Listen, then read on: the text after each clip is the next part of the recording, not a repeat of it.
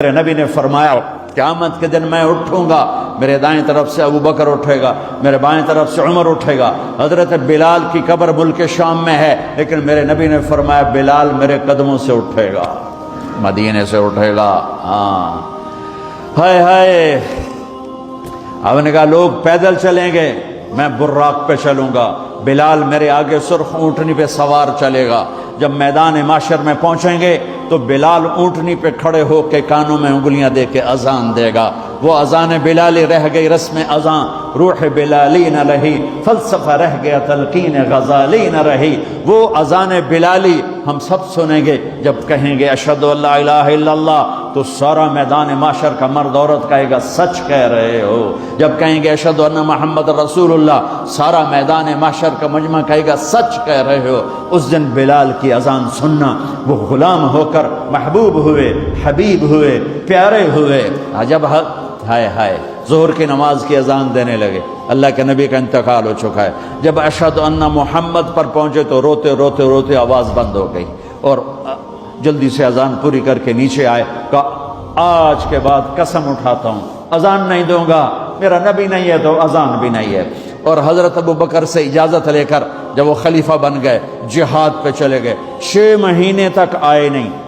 لاکھوں صحابہ جہاد میں گئے، کسی کو میرے نبی خواب میں نہیں آئے، صرف بلال کو آئے۔ بلال یہ کیا بے وفائی، ہم سے ملنا ہی چھوڑ دیا، ہمارے پاس آنا ہی چھوڑ دیا۔ آنکھ کھلی تو ان کو یوں لگا جیسے اللہ کے نبی زندہ بلا رہے ہیں، یا رسول اللہ میں آ گیا، یا رسول اللہ میں آ گیا۔ اور اسی وقت اونٹنی کو بھگایا۔ 21 دن کا سفر، 21 دن کا سفر 7 دن میں کیا، 7 دن صرف نماز اور پیشاب کے لیے اترتے تھے اور بھگاتے بھگاتے بھگاتے۔ 8ویں دن جب مدینے میں پہنچے تو آتے شور مچایا، یا رسول اللہ میں آ گیا، یا رسول اللہ میں آ گیا۔ ان کے ذہن سے نکل گیا کہ آپ تو دنیا سے جا چکے ہیں۔ جب مسجد کے قریب پہنچے تو پھر تڑپ اٹھے اور چیخنے لگے کہ آپ تو ہیں ہی نہیں۔ پھر گئے سیدھے قبر پہ جا کے یوں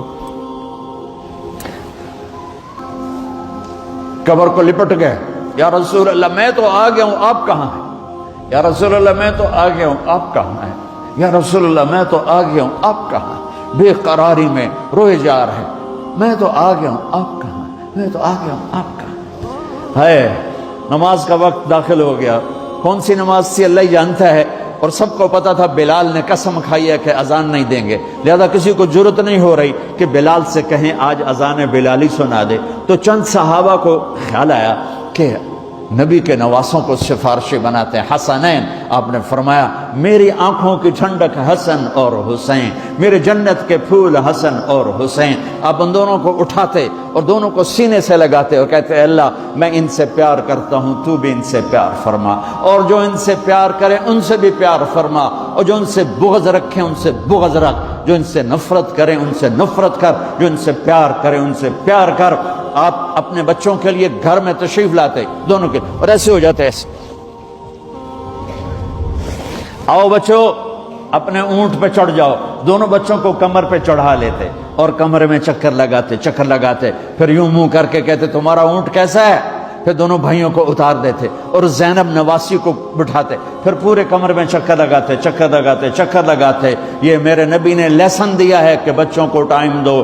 جو ماں باپ بچوں کو ٹائم نہیں دیں گے ان کے بچے ضائع ہو جائیں گے، چاہے مدینے میں رہیں چاہے بریڈ فورڈ میں رہیں۔ اور جو ماں باپ اپنے بچوں کو ٹائم دیں گے ان کے بچے انسان بنیں گے، چاہے لندن میں رہیں چاہے بریڈ فورڈ میں رہیں، چاہے مکہ میں رہیں چاہے ملتان میں رہیں، ان کے بچے انسان بنیں گے۔ اگر آپ نے بچوں کو ٹائم نہ دیا تو وہ جانور بن کے پروان چڑھیں گے، پونڈ کے پیچھے بھاگتے رہے۔ میرے نبی جیسی ہستی اپنے بچوں کے لیے ٹائم نکال رہے ہیں۔ تم کیسے لوگ ہو جو کہتے ہو جاب ہے، شاپ ہے، ٹائم کوئی نہیں۔ لعنت ہے اس جاب اور شاپ پر جو تمہیں تمہاری اولاد کے بھی قابل نہ چھوڑے۔ بیوی کے لیے بھی ٹائم نہیں، بیوی کے پاس خامد کے لیے ٹائم نہیں، میاں بیوی کے پاس بچوں کے لیے ٹائم نہیں ہے۔ یہ کون سی زندگی ہے؟ یہ کون سی تہذیب ہے؟ یہ کون سی دولت ہے جس پر تو نے اولاد جیسی چیز کو قربان کر دیا؟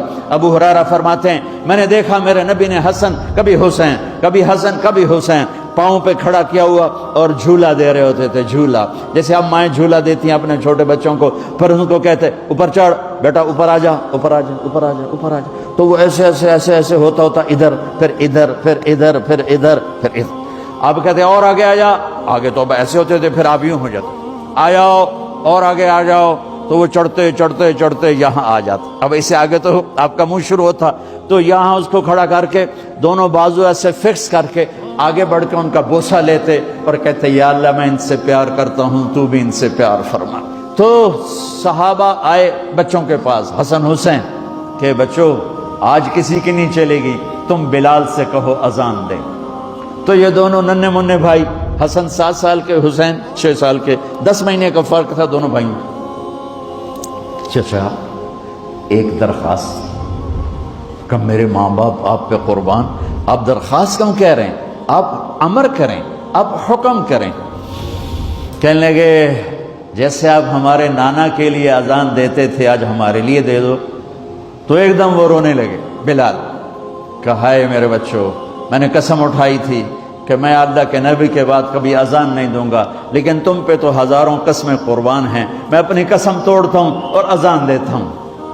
جب وہ چڑھنے لگے اس بی بی کے گھر، قریب ایک انصاری عورت کا گھر تھا جس کی چھت پہ چڑھ کے اذان دیا کرتے تھے، تو سانس رک گئے سب کے، آنکھیں پھٹ گئیں، اور وہ یوں منظر دیکھ رہے کہ آج بلال تو ہے، محمد مصطفیٰ نہیں ہے، آج اذان بلالی تو ہوگی لیکن محمد مصطفیٰ کی جھلک نہ ہوگی۔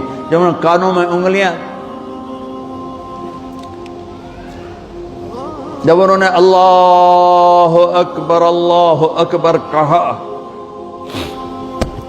تو مدینے میں گھر گھر ماتم بچھ گیا، عورتیں بھی چیختی ہوئی گھروں سے باہر نکل آئیں، سارے مدینے کی گلیوں میں چیخ و پکار مچ گئی، اور یوں سب کو لگا جیسے محمد مصطفیٰ زندہ ہیں اور ان کا زمانہ ہے، لیکن آپ تو جا چکے تھے۔ یہ بلال کو جو رتبہ میرے رب نے دیا، یہ غلامی مصطفیٰ کی وجہ سے دیا ہے۔